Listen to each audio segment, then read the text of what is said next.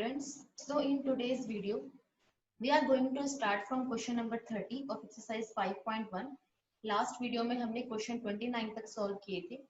So question number 30 is find the value of a and b such that the function defined by this is a continuous function. You have to given that आपको एक function दे रखा है जो एक function जो है वो continuous है, already दे रखा है कि continuous है. You have to calculate the values of a and b. Okay, इसमें जो unknown आपको terms दिख रही हैं a and b, आपको इनकी values calculate करनी है. तो students अगर आप देखो तो ये function जो आपका function दे रखा है fx, ये आपका दो values पे mention हो रहा है, एक तो 2 पे और एक 10 पे. Because आपको 2 से less, 2 से greater और 2 पर value पता है. Similarly 10 से less, 10 से greater और 10 पर भी आपको values known है.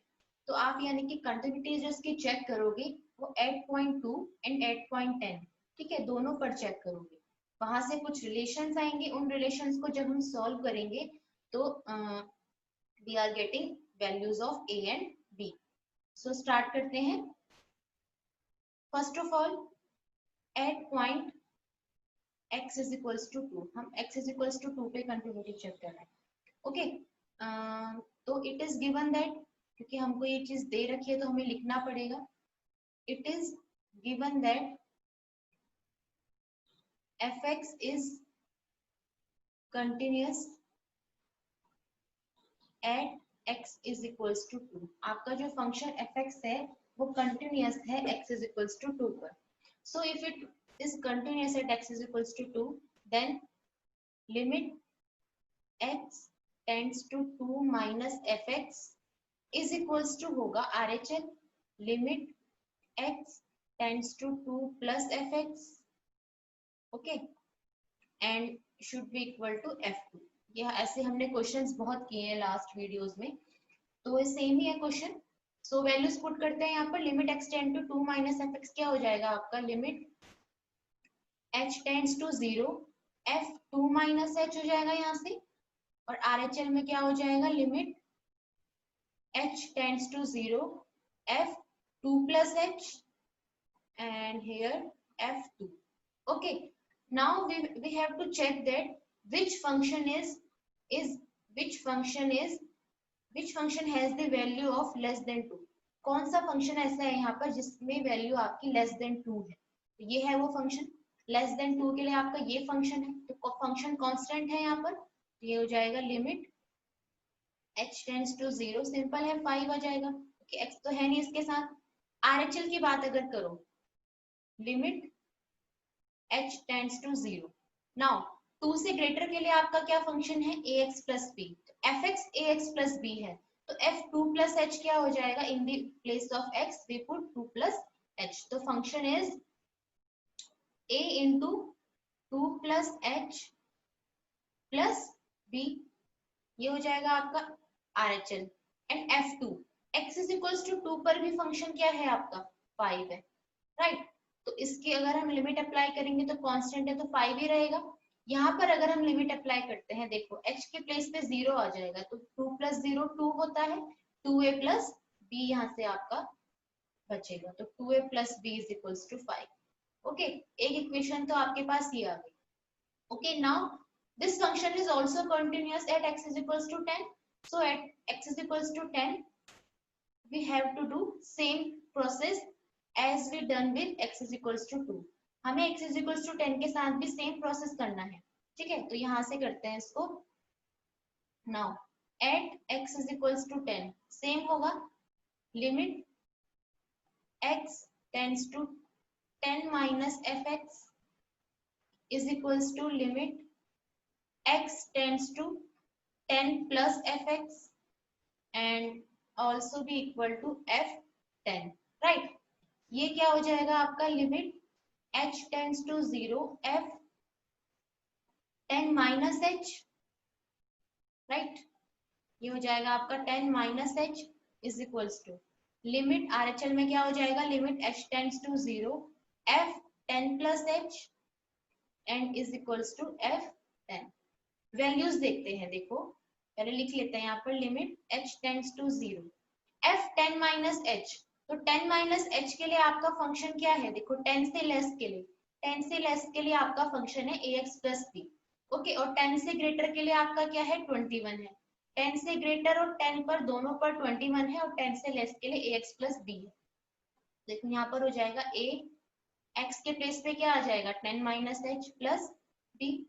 ओके, एंड यहाँ पर RHL और 10 पर आपकी वैल्यू कितनी है, 21 है, तो यहाँ पर भी 21 है, यहाँ पर भी 21।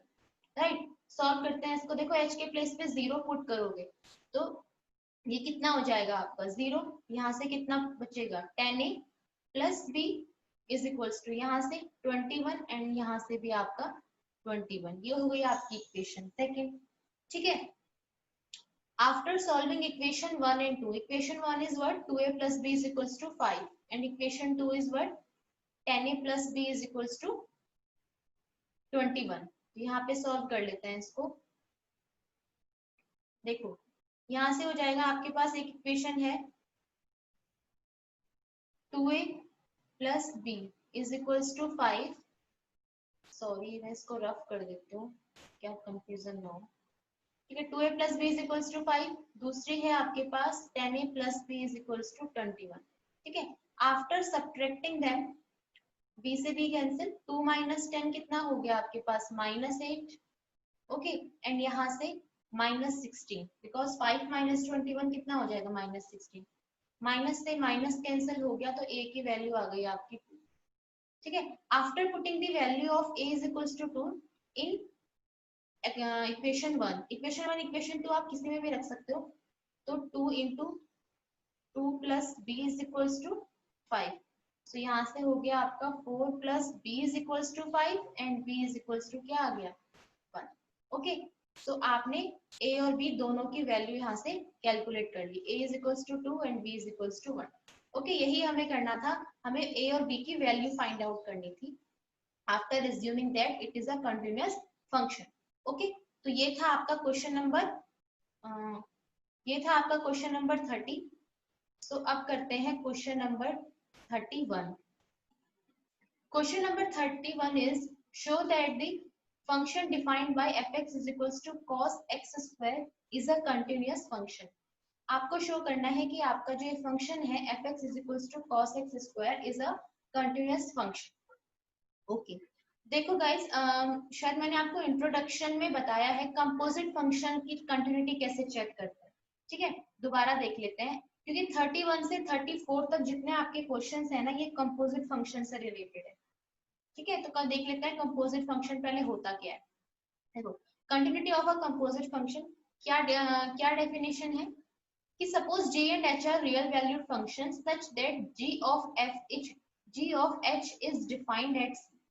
ओके, आपके पास अगर gx और hx दो ऐसे फंक्शन है जो डिफाइन, अगर उनका ऑफ किया जाए, मतलब उनका कंपोजिट फंक्शन बनाया जाए, g of h निकाला जाए, वो डिफाइंड है c पर। डिफाइंड मतलब समझते हो, मतलब उसकी कुछ ना कुछ वैल्यू आएगी। सो अगर if h is continuous eight c, इसका मतलब अगर आपका जो सेकंड फंक्शन है h, वो अगर कंटिन्यूअस है c पर, और g ये फंक्शन है ये कंटिन्यूअस है h c पर। ओके, मतलब आपस में रिलेटेड है ये, तो आपका जो g of h होता है वो कंटिन्यूअस होता है c पर। राइट, तो इस चीज को अप्लाई करके हम 31 से 34 या 33 तक के क्वेश्चन सॉल्व करेंगे। देखो कैसे, अभी आपको ये थोड़ा शायद समझ में ना आया, बट क्वेश्चन करोगे तो क्लियर हो जाएगा। देखो, अब अगर आप यहाँ से ध्यान से देखो, आपका फंक्शन क्या है, you have function fx is equals to cos x square। Right, ये फंक्शन है आपके पास। अगर आप ध्यान से देखो तो ये फंक्शन आपका कंपोजिट फंक्शन है। कैसे देखो, अगर मैं इसको ऐसे लिख दूं, let gx is equals to cos x। Right, and मैंने hx मान लिया x स्क्वायर। ठीक है, तो अगर आप यहाँ से g of fx करो, राइट, अगर आप यहाँ से करते हो g of hx, ठीक है, g of hx, तो क्या होगा, देखो कंपोजिट फंक्शन से आपको सॉल्व करना आता हो, g of hx क्या है मेरा x स्क्वायर, यानी कि मैं निकालना चाह रही हूँ g of x स्क्वायर। ठीक है, अब देखो जी ऑफ एक्स स्क्वायर मतलब जी एक्स स्क्वायर मुझे निकालना है। Basically g of x square का मतलब क्या हो गया, जी एक्स स्क्वायर, राइट। तो जी एक्स स्क्वायर, देखो जी एक्स आपका कॉस एक्स है, तो जी एक्स स्क्वायर क्या हो जाएगा यहाँ से, कॉस एक्स स्क्वायर, ठीक है। तो मैंने ये कैसे कैलकुलेट करा, कंपोजिट फंक्शन बना के। मैंने क्या करा, इस फंक्शन को दो पार्ट में ब्रेक कर दिया, कॉस एक्स और एक्स स्क्वायर मान लिया, और फिर उनका ऑफ प्रोडक्ट करा है।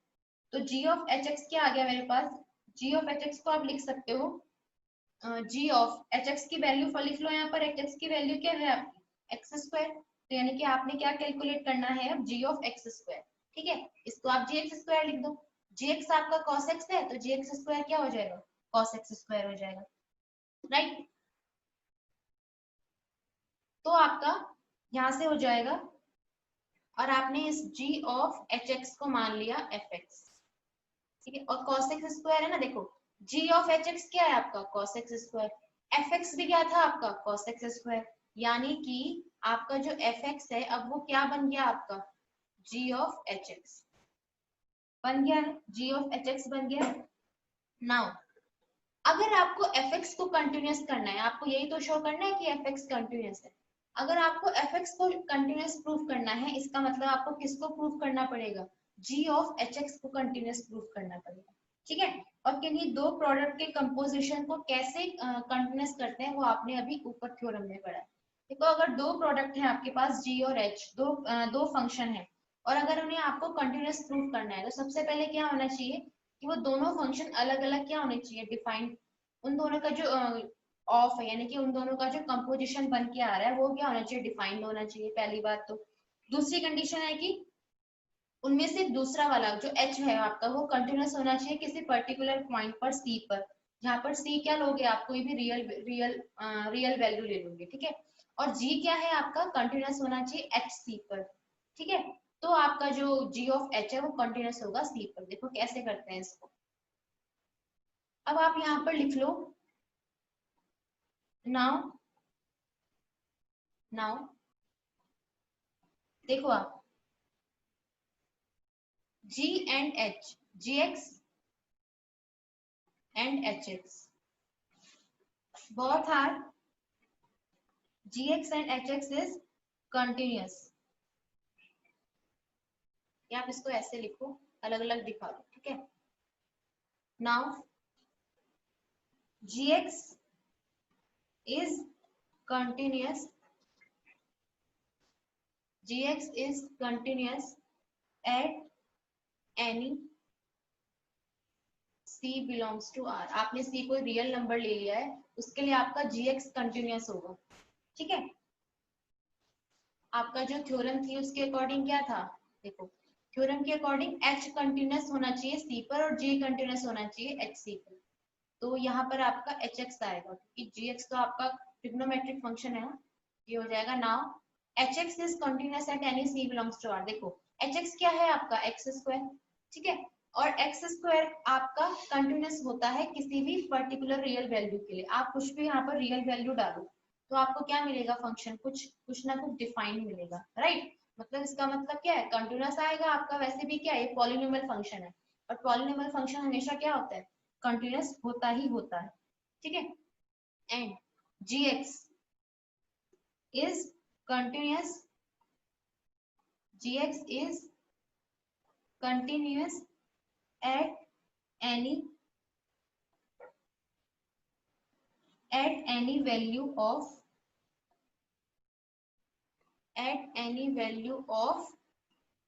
hc where c belongs to r। देखो इस लाइन का मतलब क्या हुआ, देखो एच एक्स कंटिन्यूस है आपका, यानी कि एक्स स्क्वायर आपका कंटिन्यूस है सी पर, मतलब रियल वैल्यू पर, ठीक है। अब देखो अगर एक्स स्क्वायर कंटिन्यूस है, ठीक है, अगर एक्स स्क्वायर कंटिन्यूस है तो gx जो आपका फंक्शन है cos x, ये cos x क्या है, देखो cos x ट्रिग्नोमेट्रिक फंक्शन है, और cos x ट्रिग्नोमेट्रिक फंक्शन है। ट्रिग्नोमेट्रिक फंक्शन भी क्या होते हैं आपके, कंटिन्यूस होते हैं। तो अगर ये cos x कंटिन्यूस है x पर, अगर ये x पर कंटिन्यूस है तो ये x स्क्वायर पर भी कंटिन्यूस होगा। क्यों होगा, क्योंकि x स्क्वायर क्या दे रहा है आपको, कोई रियल वैल्यू दे रहा है, जो आपके एक्स स्क्वायर की यहाँ से कोई भी वैल्यू निकल के आएगी वो क्या आएगी, रियल आएगी, क्योंकि आप एक्स के प्लेस पे क्या वैल्यू पुट कर रहे हो, रियल वैल्यू पुट कर रहे हो। ठीक है, तो यानी कि आपका जो जी एक्स हो गया वो भी कंटिन्यूस होगा for any value of h c. H c का मतलब अगर यहाँ पर 1 डाल दो 1 का स्क्वायर 1, 2 डाल दो 2 का स्क्वायर 2, -3 डाल दो -3 का स्क्वायर 9, तो हर वैल्यू पर कुछ ना कुछ वैल्यू देगा ना आपको ये। तो आपकी दो चीज तो यहाँ से थ्योरम के अकॉर्डिंग प्रूफ हो गई है कि एच एक्स आपका कंटिन्यूस है सी पर और जी एक्स आपका कंटिन्यूस है any value of h c. ठीक है, देखो लास्ट सेकंड वाला फंक्शन मेरा रियल वैल्यू पर कंटिन्यूस है और फर्स्ट वाला फंक्शन मेरा सेकंड वाले फंक्शन पर क्या है, सेकंड वाले फंक्शन की वैल्यूज के लिए क्या है, कंटिन्यूस है। तो आप अगर यहाँ से थ्योरम देखो तो ये तो थी कि if h is continuous at c and g is continuous at hc, then g of h is continuous at c। अगर आपने ये दोनों बातें प्रूव कर दी कि f कंटिन्यूस है c पर और g कंटिन्यूस है hc पर, तब आपका जो g of h है ना वो कंटिन्यूस हो जाता है c पर। तो मैंने यही तो कर दिया, h भी प्रूव कर दिया, g भी प्रूव कर दिया। सो यहाँ से लिख दोगे आप g of h is continuous, g of h is continuous at c belongs to r, और we can say g of h क्या है आपका fx, we can say fx is continuous at c belongs to r। ठीक है, तो कुछ नहीं करना इस क्वेश्चन में, बस एक आपको ये थ्योरम याद करनी है, आपको ये चीज लिखनी पड़ेगी वहां पर कि we know that if h is continuous at c and g is continuous at hc, then g of h is continuous at c। ठीक है, तो यही करा हमने 32 और 33 में भी सेम प्रोसेस यही करना है। देखो fx आपका क्या था, दोबारा समझ लो cos x स्क्वायर था, आपने इस fx को स्प्लिट कर दिया टू फंक्शन में, तो gx मैंने मान लिया cos x और hx मैंने मान लिया x स्क्वायर। बट यहीं पर थोड़ा सोचने वाली बात होती है कि फंक्शन को किस तरीके से माना जाए कि आपका जो, अगर आप उसका कंपोजिशन करो तो आपको वही फंक्शन मिले। ठीक है, अगर मैं एक्स स्क्वायर को यहाँ ले लेती cos x को यहाँ ले लेती तब ना बनता ये फंक्शन। ठीक है, तो जिसने gx को हमने cos x माना, hx को मैंने क्या माना, x स्क्वायर माना, g of hx करके देखा मेरा यही आ रहा है। इसका मतलब अगर मुझे इस fx को अगर कंटिन्यूअस प्रूफ करना है तो किसको प्रूफ करना पड़ेगा, पहले g of hx को। और दो फंक्शन के कंपोजिशन को कैसे कंटिन्यूअस प्रूफ करते हैं, उसकी कंडीशन होती है कि अगर आपका सेकंड फंक्शन कंटिन्यूअस हो जाए किसी पर्टिकुलर वैल्यू के लिए, रियल वैल्यू के लिए, और जो फर्स्ट फंक्शन है आपका वो सेकंड फंक्शन की किसी रियल वैल्यू के लिए क्या हो जाए, कंटिन्यूअस हो जाए, तो आपका जो उन दोनों का कंपोजिशन है वो कंटिन्यूअस हो जाता है रियल वैल्यू पर। ठीक है, तो इस तरीके से अगर g of h आपका कंटिन्यूअस है तो g of h किसके इक्वल था, fx के, यानी कि fx भी क्या होगा आपका, कंटिन्यूअस होगा। Now proceed to our next question. So question number 33 is examine that sin of mod x is a continuous function। से पहले 32 कर लेते हैं हम। 32 है show that the function defined by fx is equals to mod of cos x is a continuous function। आपको similarly 31 की तरह ही इसको प्रूव करना है कि ये आपका क्या होगा, कंटिन्यूअस फंक्शन होगा। ठीक है, तो यहाँ पर भी आप कंपोजिशन वाला रूल लगाओगे, तो यहाँ पर आप लिख लोगे लेट, किस तरीके से देखो इसको कंपोजिशन बनाओगे इसकी, let gx is equals to, ठीक है, let gx is equals to है आपका, gx इज इक्वल्स टू आपने मान लिया मोड x, राइट, और यहां से hx आपने लेट कर लिया cos x। ठीक है, अब करके देखो इसकी कंपोजिशन, तो आपका यहाँ से क्या बनेगा, g of hx। ठीक है, तो यहाँ से हो जाएगा g of hx क्या है आपका cos x, यानी कि g of cos x। ठीक है, g of cos x को मैं ऐसे लिख सकती हूँ g cos x, बिल्कुल लिख सकते हैं। ठीक है, अब देखो gx आपका मोड x है तो g cos x क्या हो जाएगा आपका, मोड cos x हो जाएगा, बन गया ना। ठीक है, तो यानी कि आपका g of hx करने से आपका क्या मिल रहा है, आपको fx मिल रहा है। तो यहाँ से हमारा जाएगा so g of hx is equals to किसके आ गया मेरा, fx के। ठीक है, अब अगर मुझे fx को कंटिन्यूअस प्रूफ करना है तो मुझे किसको प्रूफ करना पड़ेगा, पहले कंटिन्यूअस g of hx को। और किन्हीं भी दो फंक्शन के कंपोजिशन को प्रूफ कैसे करते हैं वो हमने अभी थ्योरम में पढ़ा है। सो नाउ देखो क्या करना पड़ेगा, सबसे पहले सेकंड वाला जो फंक्शन है आपका उसे आप कंटिन्यूअस प्रूफ करोगे किसी पर्टिकुलर वैल्यू c के, और सी क्या होगा आपका कोई रियल वैल्यू। तो यहाँ पर हम लिखेंगे now h x is continuous, h x is continuous at any c belongs to R. Okay, c क्या है आपका कोई रियल वैल्यू है, ठीक है, and g x is continuous at any HC where, अभी समझाती हूँ कैसे, where C belongs to R। अब देखो क्या आपका HX कंटिन्यूअस है C belongs to R के लिए, बिल्कुल है। C HX क्या है आपका ट्रिग्नोमेट्रिक फंक्शन है, और ट्रिग्नोमेट्रिक फंक्शन हमेशा क्या होता है आपका कंटिन्यूअस ही होता है, ठीक है। तो किसी पर्टिकुलर कोई भी वैल्यू रख दो 1 2 3 4 5 कुछ भी रखो तो कुछ ना कुछ क्या आएगा, कंटिन्यूअसली ग्राफ बनेगा आपका इसका। नाउ gx जो है आपका, क्या वो कंटिन्यूअस होगा hc के? देखो hx क्या है आपका cos x है, तो hc मान लो आप 2 रख रहे हो, h2 क्या हो जाएगा cos 2। कुछ ना कुछ डिफाइंड वैल्यू आ रही है ना, और डिफाइंड वैल्यू को अगर आप यहाँ उठा के रख दोगे तब भी आपका वो क्या बनेगा, कंटिन्यूअसली बनेगा, मतलब कुछ ना कुछ वैल्यूज आएंगी ही आएंगी, राइट। इन मतलब इन इंफिनिटी या अनडिफाइंड नहीं होगा आपका फंक्शन। ओके, तो एच एक्स आपका कंटिन्यूअस है सी बिलोंग्स टू आर पर, जी एक्स आपका कंटिन्यूअस है एच सी पर, जहां पर आपका सी बिलोंग कर रहा है आर को। तो ये दोनों बातें प्रूफ हो गई हमारी। इसका मतलब so g of h x is continuous at c belongs to R, और we can say f x is continuous, ठीक है। अगर हमने g ऑफ एच एक्स को कंटिन्यूअस प्रूफ कर दिया, इसका मतलब हमने किसको प्रूफ कर दिया, एफ एक्स को भी कंटिन्यूअस प्रूफ कर दिया, ठीक है। तो ये था आपका क्वेश्चन नंबर 32। नेक्स्ट क्वेश्चन करते हैं। Question number 33 is examine that sine of mod x is a continuous function. इसका देखो हम कंपोजिशन में कैसे बनाएंगे। हमने लेट कर लिया g x is equals to sine x, ठीक है, और हमने यहाँ से एच एक्स को एज्यूम कर लिया मोड एक्स, राइट। तो देखो g of h x, g of h x क्या हो जाएगा, g ऑफ एच एक्स की वैल्यू क्या है मोड x, ठीक है। तो देखो यानी कि मुझे क्या निकालना है, basically g of mode x निकालना है। जी एक्स साइन एक्स है, तो g ऑफ मोड x क्या हो जाएगा, x की वैल्यू x की जगह पे मोड x आ जाएगा, तो क्या हो जाएगा साइन ऑफ मोड x, ठीक है, साइन मोड x। तो ये बन गया आपका एफ एक्स। तो यानी कि इट मीन्स, या आप ऐसे लिख लो यहाँ पर, इट शोज दैट, ठीक है, it shows that g of hx is equals to fx के, राइट।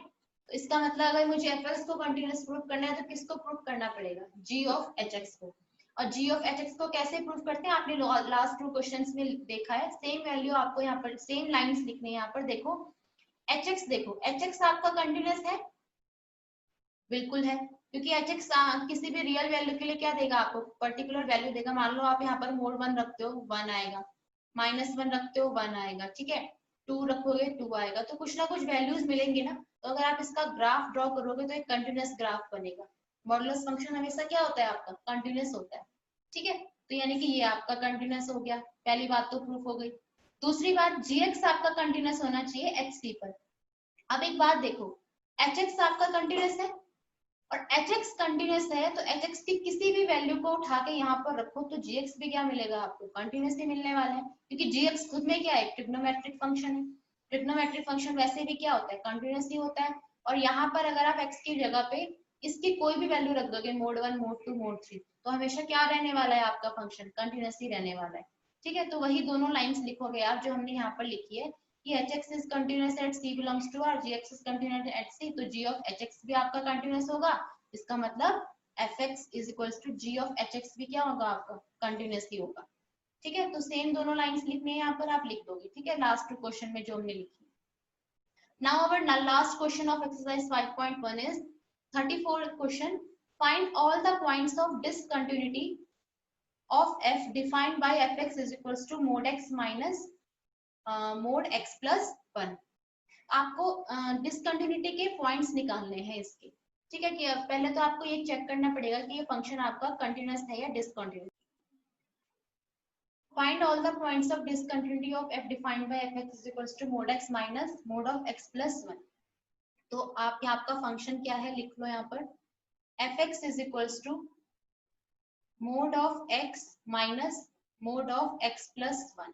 ठीक है, यहाँ पर आपका फंडा लगेगा वो वाला कि अगर आपके दो फंक्शन कंटिन्यूअस हैं gx और hx, तो उनका सब्ट्रैक्शन भी क्या होता है, ये आपने अलजेब्रा ऑफ कंटिन्यूटी में पढ़ा होगा शायद, कि अगर आपके दो फंक्शन gx और hx कंटिन्यूअस हैं तो उनका एडिशन भी कंटिन्यूअस होता है, उनका सब्ट्रैक्शन भी कंटिन्यूअस होता है, उनका मल्टीप्लिकेशन भी कंटिन्यूअस होता है, एंड ऑल्सो उनका डिवीजन भी कंटिन्यूअस होता है।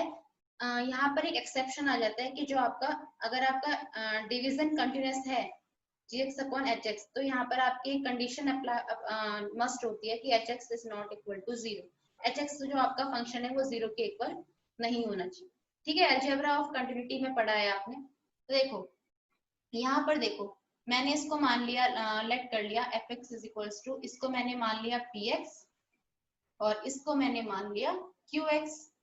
ठीक है, qx। नाउ px क्या है आपका, एक मॉडुलस फंक्शन है, px is equals to mod x। Modulus function और मॉडुलस फंक्शन हमेशा क्या होता है, कंटिन्यूअस होता है। Now px is equal to mod x is a continuous function, क्योंकि इसका ग्राफ मॉडुलस फंक्शन का हमेशा क्या बनता है, कंटिन्यूअस बनता है। ठीक है, continuous function.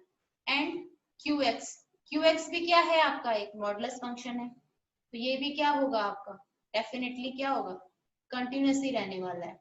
So px minus qx is also a continuous function, or we can say, or fx is equals to px minus qx, that is mod of x minus mod of x plus 1 is a continuous function.